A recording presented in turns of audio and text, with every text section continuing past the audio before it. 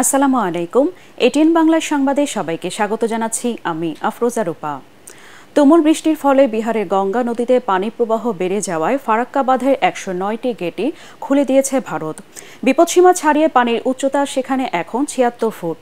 তবে সবগুলো গেট খুলে দেওয়ায় বাংলাদেশের উত্তরাঞ্চলের চাঁপাইনবাবগঞ্জ, রাজশাহী, পাবনা সহ যেসব জেলায় বন্যার আশঙ্কা করা হয়েছিল তা এখনো হয়নি।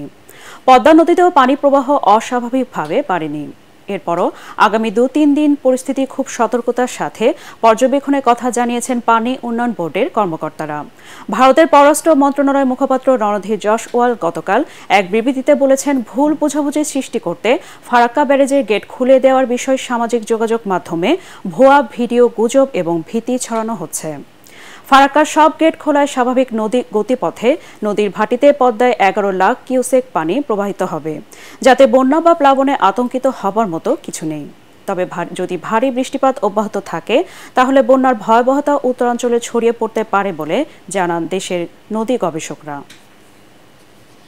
গেটগুলো খুলে দেওয়ার কারণে আপাতত এই পানিতে বন্যা হওয়ার কোনো আশঙ্কা নেই, কিন্তু যদি বৃষ্টিপাত হয় এবং সেই বৃষ্টিপাত এতটা বেশি হয় যাতে করে গঙ্গা, পদ্মা এই পানি ধারণ করতে না পারে, তখন বন্যা হবে।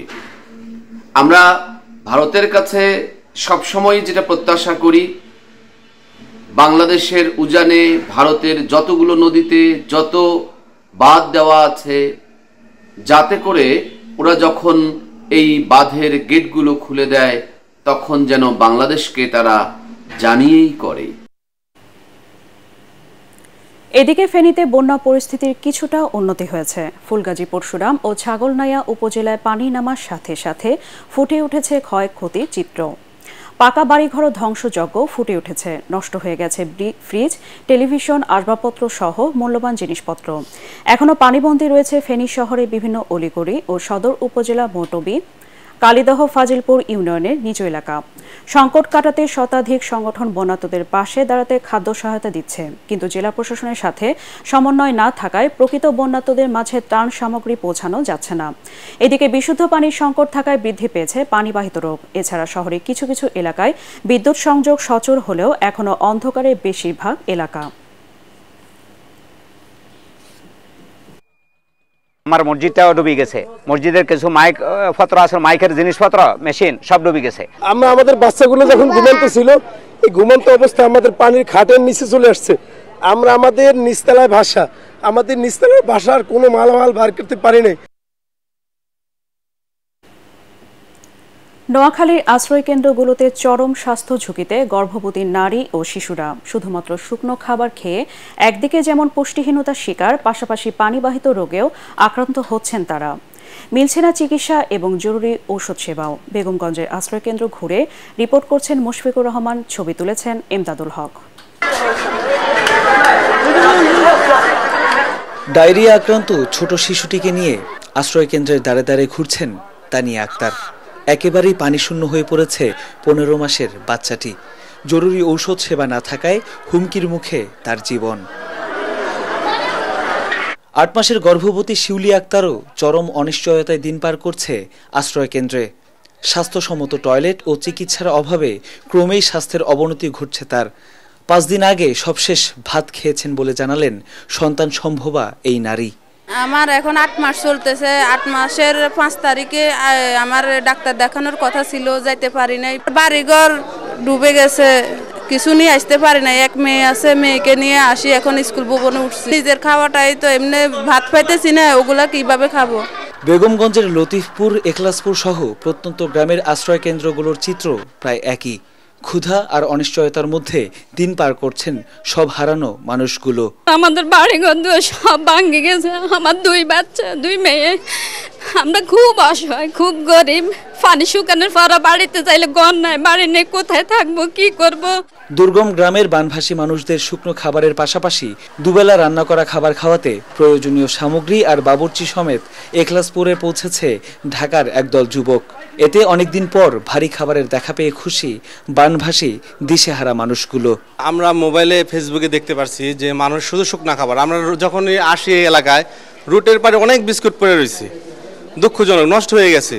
এর জন্য আমরা চিন্তা ভাবনা করছি যে আমরা বন্ধুরা মিলে এখানে আমরা খিচুড়ি বা ভাত মাংসর ব্যবস্থা করব। আমরা বাবুর্চি নিয়ে আসছি, খড়িয়ে নিয়ে আসছি ইত্যাদি, 2400 থেকে 2800 মানুষ খেতে পারবে। আমরা আরো 3 দিন থাকবো, হ্যাঁ, আরো মোটামুটি 24 জায়গা পাকাবো আর কি। আমাদের ধোয়ানগঞ্জ থেকে অনেকগুলা টিম অলরেডি ফেনী এবং নোয়াখালীতে এসছে এবং আমাদের অনেকগুলা টিম আসার অপেক্ষায়। হাইওয়ে রোডে কিন্তু পানি নাই, তো সেই ক্ষেত্রে কিন্তু বুঝার উপায় নাই যে ভিতরে যে এই ধরনের পরিস্থিতি। গত 5-7 দিনের যে বন্যা, এই 5-7 দিন পরবর্তীতে আমাদের এলাকার মানুষ মোটামুটি একটু ভালো খাবার দেখতে পাইছে।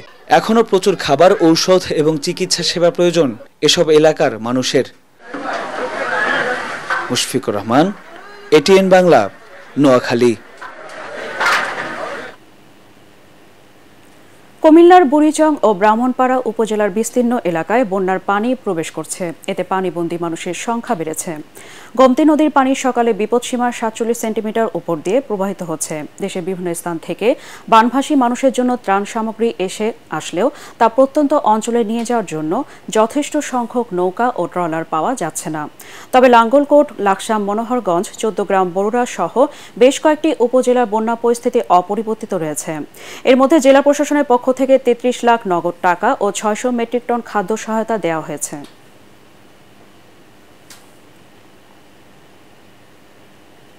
দেশের 6টি জেলায় 45 থেকে 60 কিলোমিটার বেগে বজ্রসহ বৃষ্টি ও ঝড়ো হাওয়া বয়ে যেতে পারে বলে জানিয়েছে আবহাওয়া অফিস।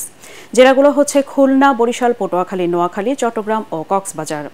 আবহাওয়ার সবশেষ পূর্বাভাসে এসব এলাকার নদী বন্দরগুলোকে 1 নম্বর সতর্ক সংকেত এবং দেশের সব সমুদ্র বন্দরকে 3 নম্বর স্থানীয় সতর্ক সংকেত দেখাতে বলা হয়েছে। আইনের শাসন প্রতিষ্ঠা ও প্রয়োজনীয় সংস্কারের পর অবাধ, সুষ্ঠু ও অংশগ্রহণমূলক নির্বাচন আয়োজন অন্তর্বর্তী সরকারের প্রধান লক্ষ্য বলে জানিয়েছেন প্রধান উপদেষ্টার প্রেস সচিব শফিকুল আলম। এটিএন বাংলার আলোচনা অনুষ্ঠান ইস্পাহানী মির্জাপুর শুভরাত্রিতে অংশ নিয়ে তিনি একথা বলেন। অন্যদিকে গণমাধ্যমের স্বাধীনতা নিশ্চিতে এই সরকারের উদ্যোগকে সাধুবাদ জানান এটিএন বাংলার বার্তা বিভাগের পরিচালক হাসান আহমেদ চৌধুরী কিরণ। রিপোর্ট করছেন মাজহারুল হক মুহাজির। এটিএন বাংলার আলোচনা অনুষ্ঠান ইস্পাহানী মির্জাপুর শুভরাত্রি অনুষ্ঠানে অতিথি হিসেবে যোগ দেন অন্তর্বর্তীকালীন সরকারের প্রধান উপদেষ্টার প্রেস সচিব শফিকুল আলম। সঞ্চালনায় ছিলেন এটিএন বাংলার বার্তা বিভাগের পরিচালক হাসান আহমেদ চৌধুরী কিরণ।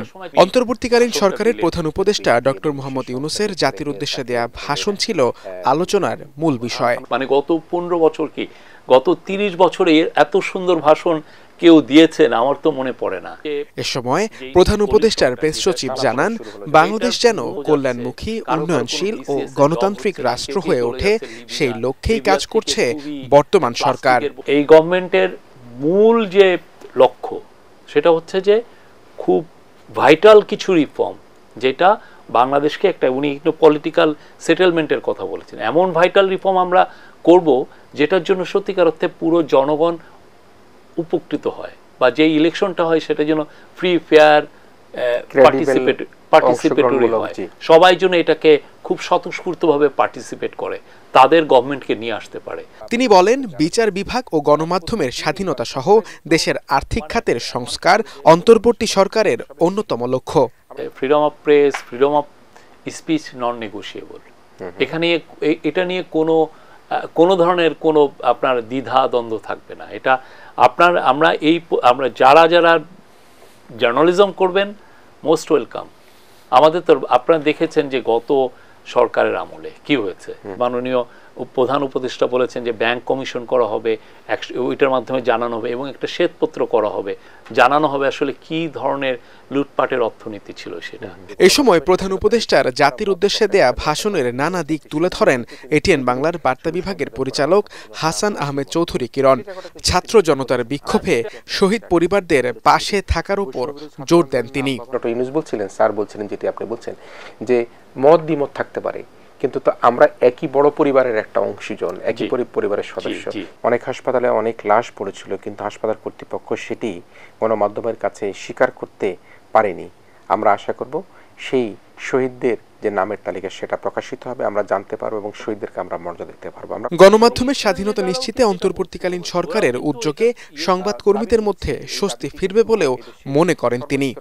মত প্রকাশের স্বাধীনতা কিন্তু অত্যন্ত জরুরি। যদি সেটি 2 তারিখ থেকে বা 1 তারিখ থেকে যে ধরনের গণহত্যা শুরু হয়েছিল, সে হত্যা কিন্তু আমরা বা আমাদের মতো অনেক টেলিভিশন, গণমাধ্যম বা অন্য অনেকেই কিন্তু প্রকাশ করতে পারে। সে কারণে উনি যে গুরুত্বটা দিয়েছেন আমরা অবশ্যই অভিনন্দন জানাই এটিএন বাংলার পক্ষ থেকে।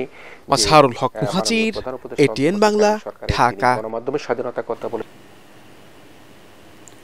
অন্যায়ের বিরুদ্ধে দ্রোহ, মানবতার প্রেম ও সাম্যবাদের চেতনায় দীপ্ত জাতীয় কবি কাজী নজরুল ইসলামের 48তম মৃত্যুবার্ষিকী আজ।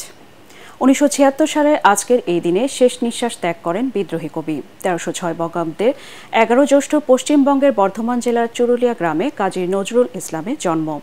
কবি নজরুলের কবিতা, গান ও সাহিত্যকর্ম বাংলা সাহিত্যে নবজাগরণ সৃষ্টি করেছিল।